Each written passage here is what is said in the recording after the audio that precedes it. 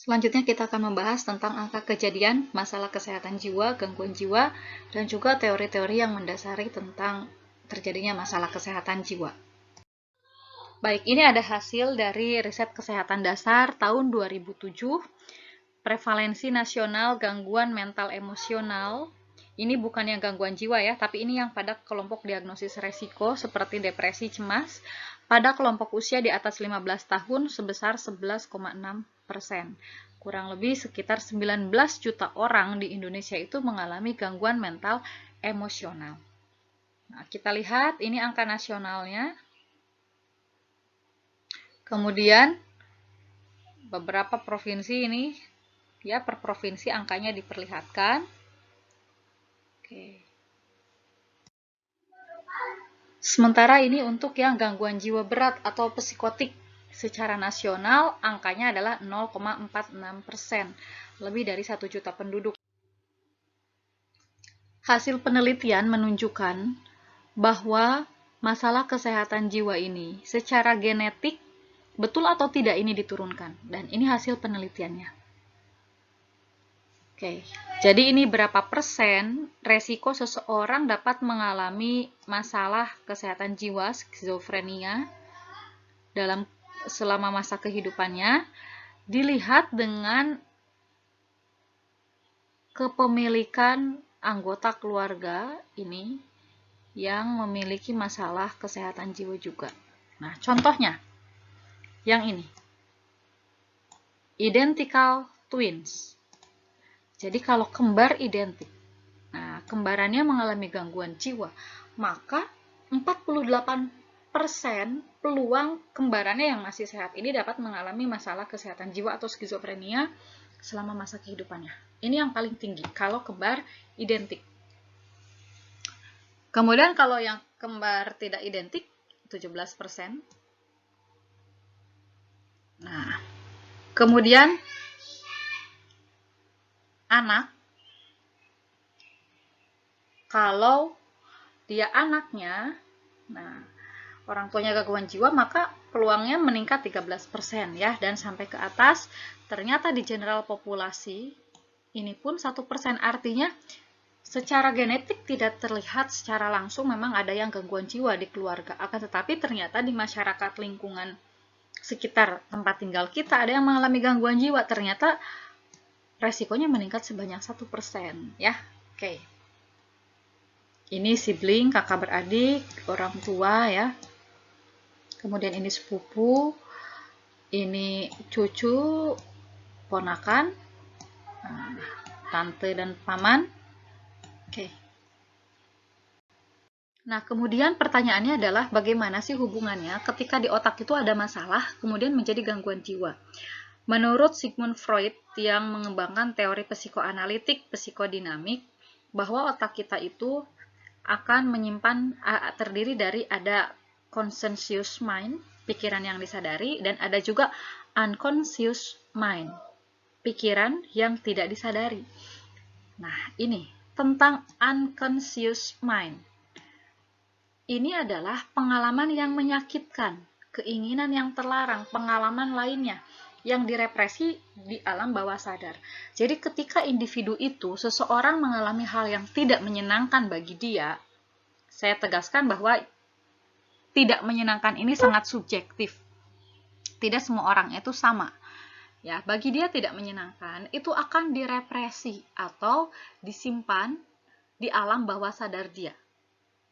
Ya, ini secara otomatis disimpan, dan biasanya memang yang berada di unconscious mind atau alam bawah sadar kita justru adalah hal-hal yang menyakitkan, tidak menyenangkan, kekecewaan. Seperti itu. Perilaku yang maladaptif seringkali muncul karena adanya unconscious mind, pikiran yang tidak disadari, tapi pada suatu kondisi ketika menemukan stimulus, unconscious mind ini bisa dipanggil, terrecall, atau diingat kembali oleh individu tersebut. Nah, sementara penyimpanan memori-memori tadi, baik conscious mind ataupun unconscious mind, itu adanya di otak. Nah, makanya di sini otak ini kalau ada masalah ya ini bisa mengalami gangguan jiwa. Nah, ini ternyata betapa banyaknya, lebih banyak itu memori kita itu adalah memori yang kita simpan di alam bawah sadar kita. Seperti peristiwa gunung es. Sebanyak ini ilustrasinya. Dibandingkan dengan yang kita sadari, conscious mind ini cuma segini. Nah, dan di sini ada transisinya yang dikatakan dengan preconscious mind. Nah, id, ya di sini dikatakan sebagai id. Id itu adalah segala sesuatu, keinginan kita, memori kita, ya, insting. Oke. Ya, bisa jadi juga ini bukan hal yang baik ya, yang kita simpan, yang kita inginkan secara tidak sadar. Akan tetapi, manusia juga dibekali dengan akhlak, dengan penilaian moral, namanya superego. Jadi ini sebesar ini ada keinginan yang ya benar-benar insting semaunya sendiri, akan tetapi dibatasi oleh yang namanya superego. Sehingga yang muncul ke permukaan, yang dimunculkan oleh seseorang adalah ego, ya, hasil interaksi antara id dan superego. Akan tetapi pada kondisi tertentu tadi ya, super egonya ini bisa melemah kalah oleh id-nya muncul ya, makanya bisa ngamuk, bisa menyerang, karena manusia itu pada dasarnya punya id dan itu besar sekali. Nah, ini ya.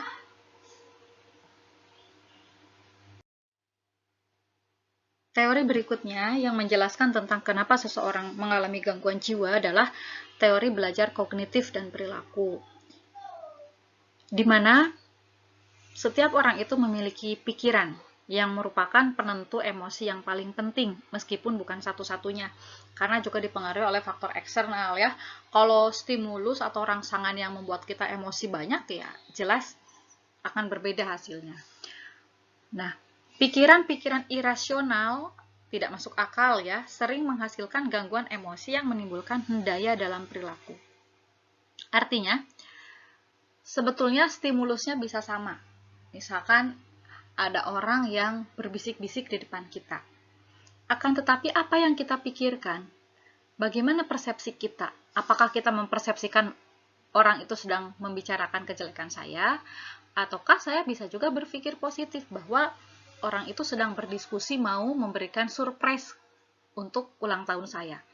Ini menjadi dua hal yang berbeda, walaupun stimulusnya sama. Oleh karena itu, masalah kesehatan jiwa ini dikontrol oleh pikiran seseorang.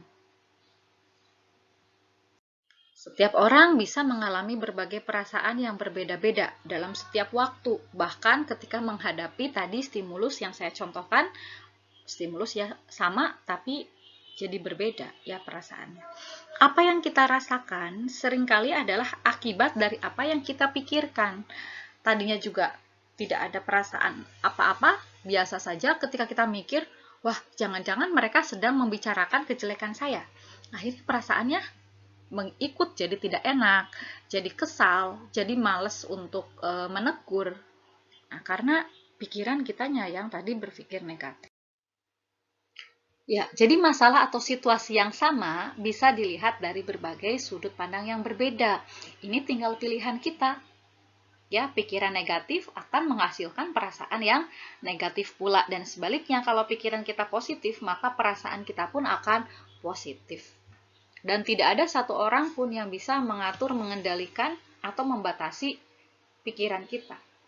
Kita sendiri yang bisa mengatur. Menurut teori belajar perilaku, kognitif perilaku ini, jadi ketika ada sebuah kejadian, ada kejadian di sini, maka menurut keyakinan sebelumnya yang sudah kita miliki, kita akan menilai kejadian itu. Selanjutnya, kita akan mengalami dampak dari keyakinan tadi, pikiran tadi. Kemudian, setelah itu akan di-feedback ke sini. Dan feedback ini nanti akan dijadikan keyakinan yang baru. Nah, oleh karena itu semakin sering kita berpikir positif, maka feedback yang diberikan pun akan positif. Teori selanjutnya yang membahas atau menjelaskan terjadinya gangguan jiwa adalah teori interpersonal yang dikembangkan oleh Hildegard Peplau. Ya, Peplau ini merupakan Mother of Psychiatric Nursing.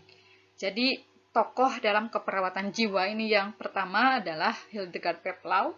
Beliau menjelaskan bahwa gangguan jiwa atau masalah kesehatan jiwa itu disebabkan oleh adanya ketidakpuasan terhadap suatu hubungan interpersonal.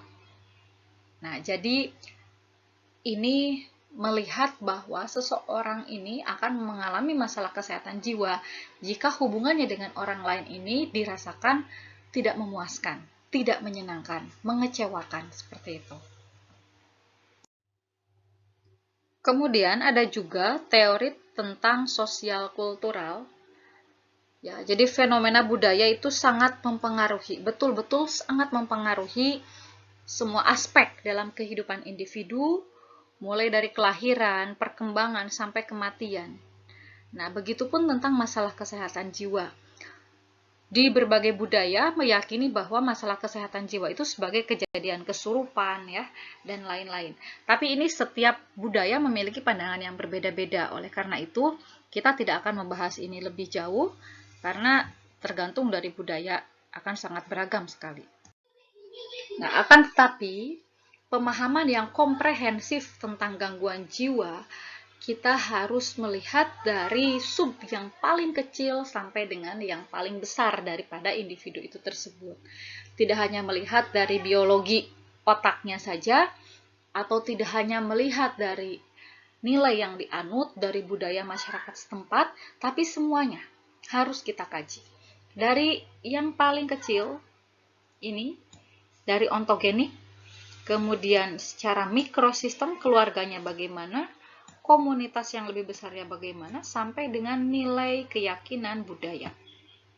Ya, dari yang paling kecil dari individu itu, keluarganya, bagaimana lingkungannya, sampai dengan budaya masyarakatnya. Di setiap sistem yang tadi saya jelaskan, dimulai dari yang paling kecil ontogenik, mikrosistem, ekosistem, dan makrosistem, terdapat ada faktor resiko dan ada faktor protektif. Ya, bisa dipelajari dari yang paling tingkat rendah ontogenik, resikonya seseorang gangguan jiwa jika dia itu secara genetik, ya, ada yang mengalami masalah kesehatan jiwa. Kemudian dia juga memiliki intelijensi yang rendah. Tapi secara protektifnya, dia akan berkurang resiko untuk mengalaminya jika memiliki pendidikan yang tinggi, kemudian memiliki kesehatan fisik yang baik. Ya, seperti itu sampai dengan ke tahap makrosistem. Silakan ini untuk dibaca lebih lanjut. Untuk pemeriksaan penunjang yang lazim dilakukan pada pasien gangguan jiwa, yaitu yang pertama adalah CT scan, kemudian MRI, PET, dan SPECT. Ya, ini hasil dan durasinya bisa dibaca untuk setiap jenis pencitraan. Jadi pencitraan otak yang digunakan. Demikian yang bisa saya sampaikan terkait dengan masalah teori neurobiologi pada masalah kesehatan jiwa. Semoga bermanfaat.